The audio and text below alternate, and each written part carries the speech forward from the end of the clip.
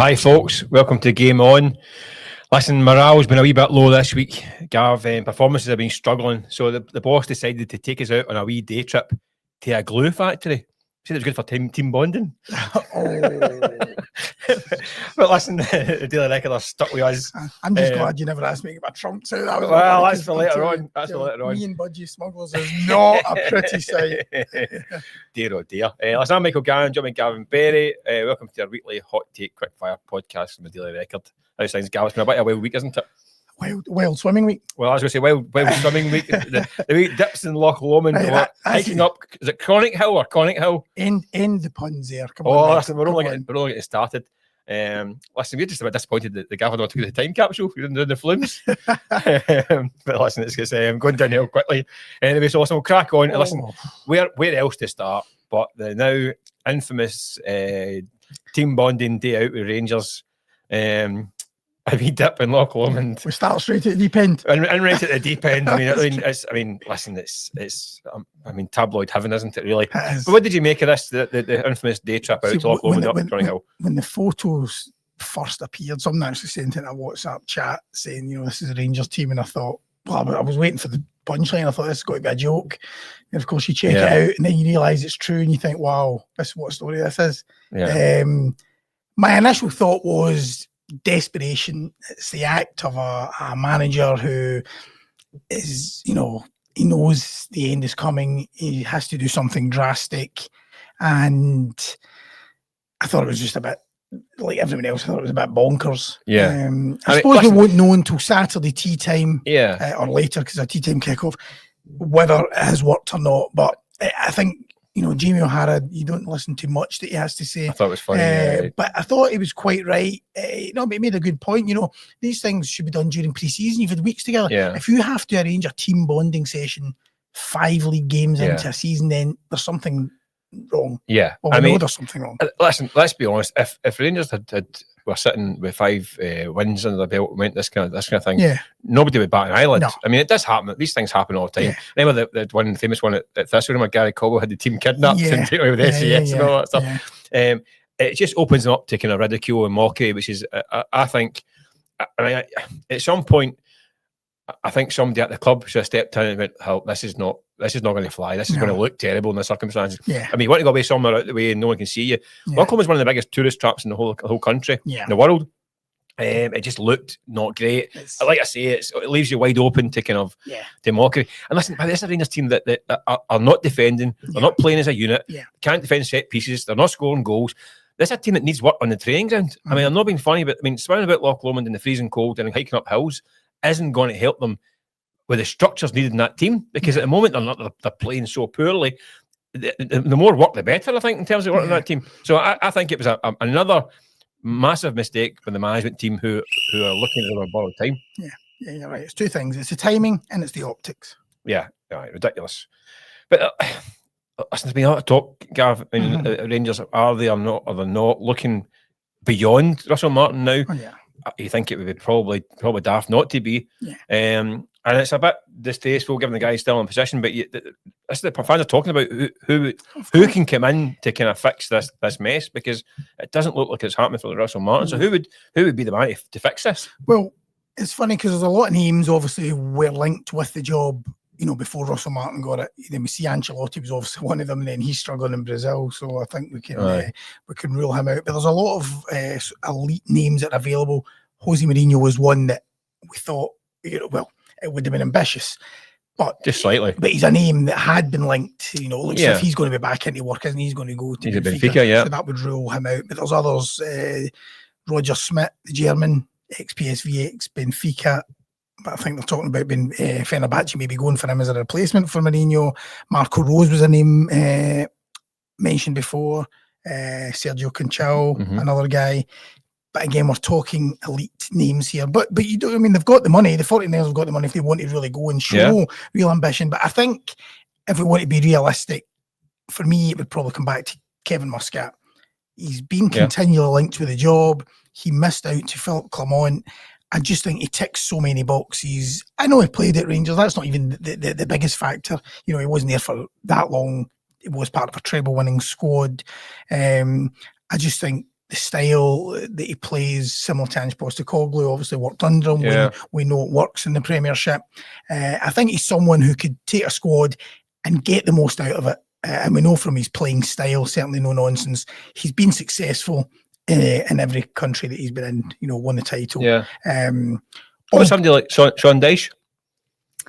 I mean, it's not. It's a complete departure. I mean, I think that the new owners want this attacking style football. It's not happened so far, and you often find that fans want a complete opposite to what they've got. So, listen, they're already talking about like Derek McInnes, Stephen Robinson is another one that people say. Stephen Robinson, an interesting one. I think this needs someone who knows how to organise a team and get them a better base level to get them something to build on. So Sean Dyche, a guy who knows how to build teams and he's at top level. That'd be an interesting one. I think what about Philip Clement?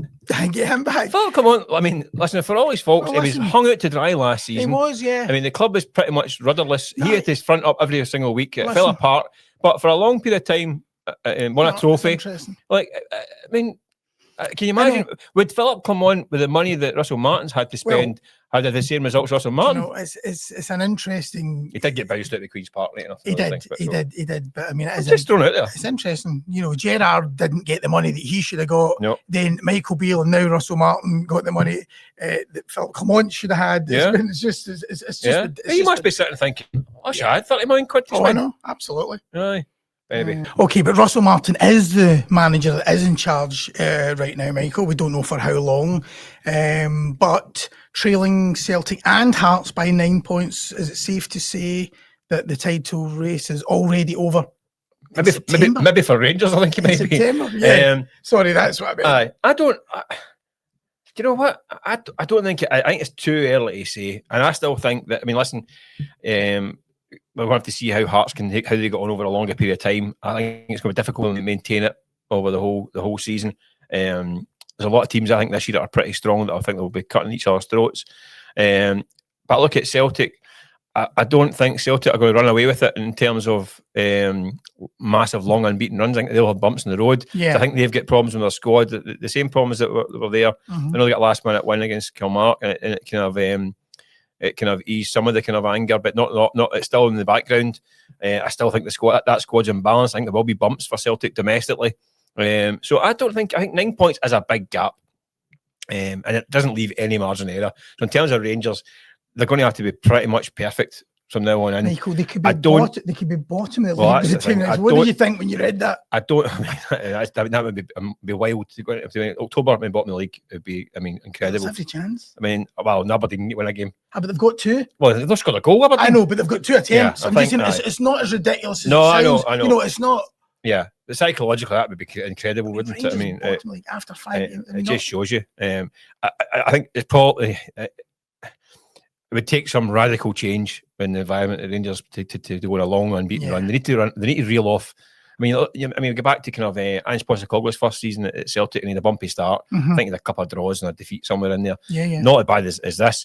And they came back from, I think they were about 7 points behind at one point, maybe 8 points, and came back and they went top in the February. Never really looked back from that point. I just can't. But there were signs in that team. Yeah, that's the thing. I can't see anything. I can't see anything to hang on to that can go 30 games unbeaten. Yeah, I just can't see it. It's just not going to happen. Yeah. David Martindale is going to be sitting there rubbing his hands, and then it's Falkirk away next. So they've got the two newly promoted teams away from home, back to back.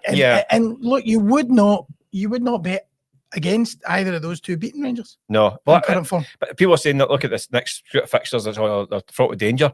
Every game is fraught with danger. I mean, Rangers had a fairly gentle start to the season, and didn't make the most of them on a game yet. No, exactly. So I think, in terms of title race, I just can't see it at this point in time. Okay. But anyway. So Celtic will be Premiership champions. More money in the bank. They're already going to be sitting with about 100 million when the accounts come out. What are they going to do with it? Well, it's too late. That's the thing. Well, is it? No, because to strengthen the squad it is, but I mean, what else could they do with money? I think as well, they keep. I mean, the statement they put out, that infamous statement from a few weeks ago, was basically this money is a kind of for a rainy day, and it's to make sure they're insulated against the kind of the changing fortunes of world football and that stuff. But 100 million quid, that's what I think. I mean, the figures are due out soon. It could be that's what's in the bank, but 80 million plus probably. they've redeveloped Barrowfield training complex for the women and youth team and all that stuff. But I think Celtic fans would want to see, if they're not going to be buying £10 million players, which doesn't look like it's going to happen anytime soon, I think that they should start doing some work around Celtic Park. I think it's now what, kind of 35, 40 years, getting on for 40 years, 35 years. It was reopened in 95 in that 95. friendly against Newcastle, wasn't it? And of course, Newcastle were back. Yeah, so it's 30 years old. 30 years. I think there's signs that could do with tired concourse areas. Yeah, I think the main stand. Yeah, I mean, they always talk. I mean, that's another thing that's come out. That said that main stand will not get redeveloped while they're playing in Scotland, which is maybe a telling kind of line. But you got to think, maybe not even so much. Nobody's saying they need to make it a £20,000 stand. Even just rebuilding that stand, even if it's the same amount of seats in it, would be a start. Because that stand, as we all know, is I mean, that's even older. That's 50 odd years old. It's that is tired. And it also restricts them in terms of European finals and all that stuff, because it's not got the facilities in the dressing rooms aren't they great. Celtic Way looks good. I mean, obviously they've done a great job of Celtic Way. So you need to give praise where it's due. But they need to take a slice of this money, spend it in January on 4 or 5 top signings. Use that money that hopefully change Brendan Rodgers' mind that he can stay because he sees that vision of the future, and then give him a pot next summer to go and try and be a team that can compete in Europe. That's what should happen. Not with not the whole lot of it. Nobody's saying go and spend £100 million in one whack. But a sizable chunk should be to appease the manager and give him a new deal, and let him fly with the vision he keeps talking about. Okay, you say to be a force in Europe next season, but to go on to the next question, can they win the Europa League this season? No. With what they've got, no. No, not with this current squad. No, I don't think so. No. They haven't won a knockout tie for, was it 21 years? The Barcelona game, 2004? Yeah, that was the year after Seville, wasn't it? Yeah. This is the thing that I think will frustrate Celtic fans even more. The fact that not only did they not prepare to get into the Champions League, I don't think they're prepared to even compete in the Europa League. And by the way, which is, I think, will eventually, if they don't get some results here and there in this competition, that'll frustrate fans even more, because I think there'll be a lot of fans thinking, you know what, wouldn't they mind a wee crack at the Europa League? Maybe get through the group stages and get to the knockouts, win a few ties, even get to a quarter-final or something like that. A wee bit of excitement after Christmas. But at the moment, I don't think the work done over the summer has prepared them for the Europa League, let alone the Champions League. No, because the year that Celtic got to Seville, of course, they lost out in the Champions League. Yes. Into Basel, and then that was, and of course, there was a disappointment there around the place, the way it is just now. But they made the most of it and went on a run. But you're right. Well, there's a piece in the record today, tomorrow, whatever day it appears, with Stan Petrov. And he's saying the same thing. Oh, is he? Right. Yeah, we thought we could go and win it. I actually I was having a look at I mean, Celtic are 28-1. You know, it's not like they're not complete no hopers. I mean, 28-1 is fairly short. But you look at it, I don't think, sometimes you look at Europa League, you know, and there's a lot of kind of real heavyweights in there. But if I look at it here, I'm not, you know, Aston Villa, Roma, Nottingham Forest, Bologna, that's your top 4 favourites. You know, Porto, Betis, Lyon, Celta Vigo, Lille, Freiburg. Feyenoord are actually ranked higher than Celtic in the odds. Is that right? But I mean, you think Aston Villa should be the favourites. I think you look at the resources, they had not a great start to the season, right enough.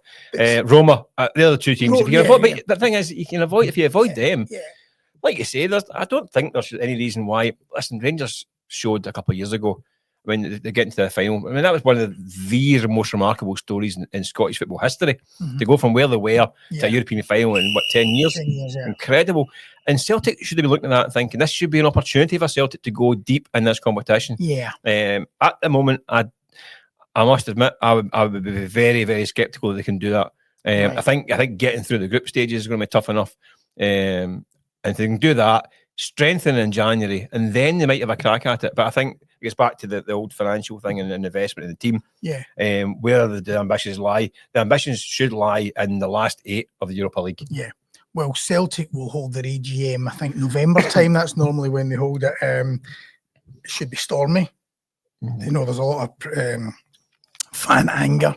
And who knows, whatever the European results are between now and then, if it's not looking like they're going to do well in the Europa League, that will maybe increase.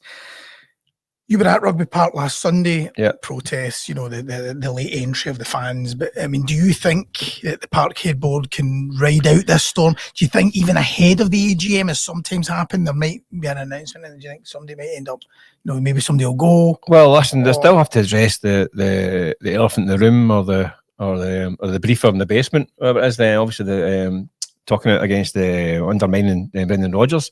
That's still in the background as well. Something that this a club insider who's talking out of school. So that's to be addressed. The Celtic board will do what they always do and kind of hunker down and try and ride it out and hope results take away from the attention. But the only thing is, I don't think this is going away, because I think we're going to see the financial figures getting released, and it is going to be probably a record amount of money in the bank.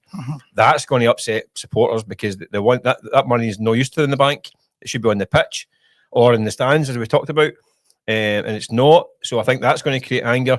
Anytime there's a bad result, it's going to be because of the work done over the summer. At some point, if they lose in Europe or it goes badly in Europe, that's going to get the blame. And I think they're in a position now they can't even win, because even at the weekend, someone like Sebastian Tunekte comes in, steals the show, and I think looks a great signing. And what does the manager say straight after the game? Yeah, if only we had him 3 weeks ago, we'd have been in the Champions League. So that is going to be hanging over them all season. And so even when it's going well, it's going to be, well, we should have had this guy before. So I don't think it's going away. I think the same problems that have been there. I think that the statement that was put out, this infamous statement, has created a major problem, because it basically said, we know what we're doing, stop questioning us and all that stuff. But listen, but here's something that we're talking about. And we're not going to change. We know what we're doing. So you get Celtic fans who want change. And a board that say, well, we're not going to change. So that something's going to have to because I've noticed I noticed an old only an excuse clip is stuff is done, and that's when here's a statement here, get your money and get your money, sit down, shut up, just please move on. So but it's something that's going, this friction is going to continue. Because I don't think Celtic fans are wanting the club to go crazy and spend the money they haven't got left, right, and centre. They just want them to spend the money that they feel as though they've invested in the club. I don't think that's too much to ask. Celtic are well run. Listen, you can't have that money in the bank, not to say they're well run. But I can understand the frustration, because if you're paying £800 for a season ticket, you're thinking, why am I watching a team is struggling and getting popped out with Kaya Amati and all that stuff. So it's not going anywhere anytime soon, I don't think. No. The Scottish Cup might even come up, Michael, because Aberdeen, of course, denied Celtic a treble, so that they might even refer to that as well as the Champions League exit, although you can hardly not blame them for not winning trebles. Be criticising somebody for not winning a treble. Although, when you look at Aberdeen this season, and even Aberdeen last season going into the game, it seems almost even more remarkable that Aberdeen won that day at Hampden. And the start they've had to this season is just abysmal, awful. So is Jimmy Tilleen, on a sugary peg? That takes me back to that great phrase that we always talk about, Michael. 1 minute you're a peacock, the next you're a feather duster. Like that. That's what it is, isn't it? Yeah, it's a cracker, a good old Scottish football line, and it applies to Jimmy Tilleen. It does. Listen, if Jimmy Tilleen, it's a way if you're spots and maybe he hadn't won the Scottish Cup, I think he'd be at the door at this point in time, because the record since November. I mean, Credo, we look back to this time last year, and we're talking about can Aberdeen win the league and challenge and all that stuff. And since November, won 5 league games in 32 or 33. 5 of 31. I was just 5 of 31. That's relegation form. It's wild. Relegation form. I mean, you got to remember the Scottish Cup final as well. The context that people were talking about how many that was going to be that day. Celtic had 19 goals in 5 games against Aberdeen last season. And in that final, and it was one of those it was kind of framed as a kind of Tilleen masterclass. They kind of they did the same as Carriat did in the Champions League the other week. They played for penalty kicks pretty much from the start. Managed to get a goal somewhere, a bit of a gift. So it's a wee bit of a fluke. I mean, I think some things are meant to be in football, and I think that day was meant to be for Aberdeen. I think you're right, but you can't dine out in that forever. I mean, Aberdeen, I think he's been backed in the transfer market, given a few bob to spend. He's brought in these guys that he knows and he trusts. He's got to get a tune out of them. He's got to get. I mean, for a start, they've got to start scoring goals. Well, they've not scored a goal. They've not scored a goal 4 league game, and they've played 2 teams, 2 newly promoted teams. Both at home. I think they played Livingston and Falkirk. Might be right. Not scored a goal. But he's another one, a bit like we were talking about Russell Martin earlier. He's sticking rigidly, to his 4-2-3-1 formation. It's like, he's not showing any flexibility. He's not adapting. I thought they're a wee bit better against Livingston. I thought I've seen some signs of them a wee bit better, but a wee bit better's not good enough. No, this team's got to spark into life and start getting results. I said they're getting a tough spell as well. So I think we know how it's going to end, don't we? Like a bit like Russell Martin was saying earlier, it's not going to happen. I would go and get Stephen Robinson now. I mean, you're talking about Stephen Robinson maybe for Rangers earlier. Yeah. I'm not sure if Rangers would go from. They might. I'm not saying it as a ridiculous suggestion. I think Aberdeen definitely. The last time they've nicked a St Mirren manager didn't go so well, did it though? No, I think Tillean's got a bit more credit in the bank in terms of experience, and I think he might turn it around. Yeah. Once these new signings, start to kind of bed in. Yeah. Kevin Nisbet's a goal scorer. You'd like to think he'd get up and running. Yeah. Like Stuart Armstrong. Let's say there's a few others as well. I think it might, but he needs a spark very, very soon. Otherwise, it's they're in the Premier Sports Cup quarter final this week. Is that where he gets the spark? And on that note, give me your 4 semi-finalists. My 4 semi-finalists. What have we got? Aberdeen Motherwell. Kilmarnock St Mirren on Friday, isn't it? That's a cracker. That is. Partick Celtic on Sunday and Rangers Hibs on Saturday tea time. So there's 4 cracking games there. Motherwell, Aberdeen Motherwell, I think it's an interesting one. I think Motherwell they've not had the results really with 5 draws they've had. But a decent start. They need to start turning these draws into wins. I think they will. I like the way they play. Fair play to them. They're sticking to the principles, but they seem to they've been caught a couple of times. They need to keep a lead. I think they're a dangerous team for Aberdeen at this current time. I wouldn't be surprised if Motherwell get a result there. I know I've been saying that Aberdeen might spark it life. I think this weekend might not be it. Although I think they play Motherwell again the following week. Aberdeen, I think it's back to back Motherwell. Oh, so it could be a difficult. Excuse me. So I'm saying I think Motherwell are going to cause a start in that one. Yep, I agree with you on that one actually. So that's us. So we'll go. St Mirren, I wouldn't bet against St Mirren anytime. I mean, Kelly. I think Kilmarnock again a bit like Millwall, was it 4 draws, and obviously the last minute they were going to be 5 draws until the last minute against Celtic. I thought they played quite well. I don't think that they were. And I thought Celtic at 1-0. I thought they were pretty comfortable. I thought the game was pretty much done until they got that late equaliser. But they're a good side, pretty well organised. But I think St Mirren. I just think I just don't like betting against them. I'm taking that as well. So and you're going to take Celtic on Sunday, I'm assuming. You can't see past Celtic. So it takes us that. So I'm with you on all 3 of those. So it takes us down to the big one, the one that Rangers Hibs Saturday. Because you picked 3 aways there. Yes. So are you going for 4 aways because it pays 30-1? Had a quick check before we come in. 31. Because I was thinking 4 aways. I can't see past Hibs. Well, this current Rangers, it's such a mess. I thought the game against Hearts last week was going to be an interesting one because Rangers had played slightly better against Celtic. I don't think they were particularly any great shakes, but they were a bit more organised, a bit more disciplined. I thought this might be a wee turning point, and they were actually worse than ever against Hearts. I just think this is the dying embers of a regime. I agree. And Hibs, I think Hibs a lot about them. But the atmosphere is going. If it starts badly for Rangers, that's what is the atmosphere going to be like? That's the ones who even bother turning up. The only thing I would say is Hibs concede goals. They do. Unlike Hearts are a bit more solid. Derek McInnes. Yeah, but they also create chances and what they do. And you just think, if it does start, Hibs get ahead early, and if Hibs go ahead first. Could you imagine? This is the Rangers team. The manager said last week the players were scared and anxious and all that stuff.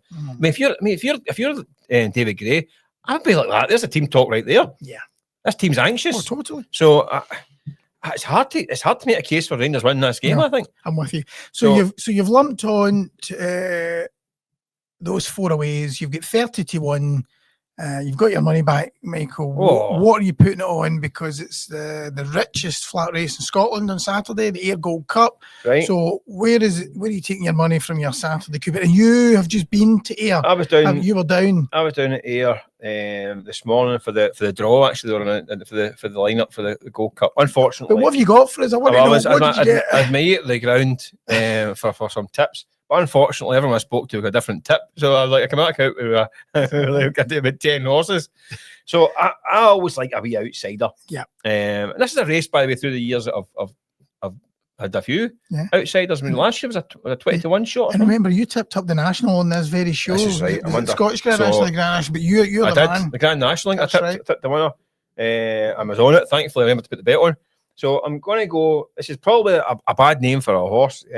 Comanche Falls. I don't want to, which I think is a bit of a worry of a name. It's okay. It's a flat race. Exactly. That's why I'm sticking with it. It's a flat race for safe. If it falls, we're really in trouble. Yeah, if it falls, that'd be the kiss of death if it falls in a flat race. 20-1. Obviously, it's stablemate. Northern Tickers is probably the favourite. That's the favourite. 61. So it's I think Michael Dodge is another one of his horses. So I just think that's my bet. 20-1 shot. Comanche Falls. What about yours? Listen, you're the guy who knows the stuff. Gav, come on. I just do that.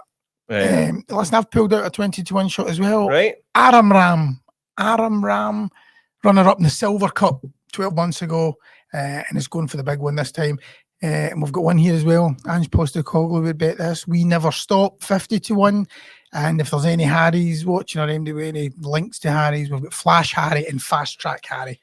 Yeah, the Harry's ones are the ones that were mentioned, but I can't. Someone gave me a tip that it was Harry. I couldn't remember which one it was. So I might have to back on both because I went back and seen the list. And I was like, which Harry was it? Yeah, well, We Never Stop. That's the old Ange one, isn't it? We Never Stop. There's plenty in there. So it looks like a kind of wide open race, doesn't it? I think there's a few in there. I looked at that's 50s. That's 50. So We Never Stop. I hope it never stops. I think maybe that's a wee each way bet for the punters. But it's going to be a great day. I mean, Ayr Gold Cup is the one of the best in the calendar, isn't it? But what is even better for you, because you told us last week, it's your favourite sporting calendar, your favourite event in the sporting calendar. What fireworks can we expect in the Ryder Cup? Well, I'm expecting a lot of fireworks. I think it's going to be fun and games. But I think this Bethpage Black, this New York crowd is going to get folk all riled up. It's going to be, I think it's going to be kind of slightly bad tempered. I think it's going to be some kind of, remember about the famous bus stops at the kind of the War on the Shore back in the Key Island back in the 90s, and Sevy involved in bus stops and all that. You look at Brookline 99, the kind of the Justin Leonard run across the line and all that stuff. I think there's going to be, even the last time around, Rory McIlroy in the car park, and the square goes in the car park and all that stuff. I just think there's a lot of, the atmosphere is going to be kind of. How much do you just think this New York crowd? Because that's what I'm saying. I think it's going to crank it up. I was reading earlier this week that Luke Donald's got the European players. They're wearing headsets, right, to try and simulate how it'll be, right, to get them used to it. I thought that's great. He's obviously leaving no stone unturned. I think they should lead into it. But I look at that European team. It's an experienced team. Obviously, it's only one change from the last time out when they won over Italy with the brothers switching. So I like guys like Tyrrell Hatton, John Ram, Rob McIntyre's got another experience after the last time. These guys are not going to be scared by the atmosphere. I think they'll actually feed off it. I think they'll be getting folk shushed left, right, and centre. They'll be kind of a good bit of tension. Some great matches. The American team captain is another one. I mean, he's quite a chewy character. I mean, Keegan Bradley's not. I mean, he's a Boston lad. A bit about him. I remember him having a bit of a square going on a golf course with Miguel Angel Jimenez as well years ago. Who, by the way, I'll tell you also about him. I outdrove him years ago. Back in the day. All right. Aye. I was in the buggy right enough, but I outdrove him. Over in Spain, played with him in Spain. No way. Yeah. What was it like? He actually with two balls. One was the bunker, one was the fairway, and he was standing there, and I thought, that's not my ball in the bunker, and I think that was mine. So I went over and I said, I think I find that's yours, Miguel. No way. And how was that then? How did you end up playing? How did I play? It was a kind of wee press freebie kind of job. Yeah, really? he was promoting some new venue. He's my favourite. He's a character, this. Yeah, well, he was sitting in the buggy. He was telling me he's a big Real Madrid fan and all that stuff. Right? And he was sitting with his big cigar in the buggy. He was driving the buggy. I was sitting there with him. That's brilliant. He was great at night time, and he sat with us all. And the drink, he was guzzling the red wine as well. Oh, was he? Oh, I like him even more. He was great. I like him even more. He was great. He just looks like a character. He is a Ryder Cup hero, obviously, as well. But There'll be more heroes to be created this week over. Well, you can give us your big verdict next week on Game On before it starts. I just think it's going to be fantastic. It's going to be bad-tempered and moody and mean, and it's bring it on. Cannot wait. But never mind Page Black. We're going to Blair Drummond, Gav, for a wee afternoon of bonding. As always, listen, thanks for watching. You can catch us in the usual socials: YouTube, Spotify, Facebook, Apple Podcasts, and the rest. And we'll be back next week for some more of the same old nonsense. Thanks a lot.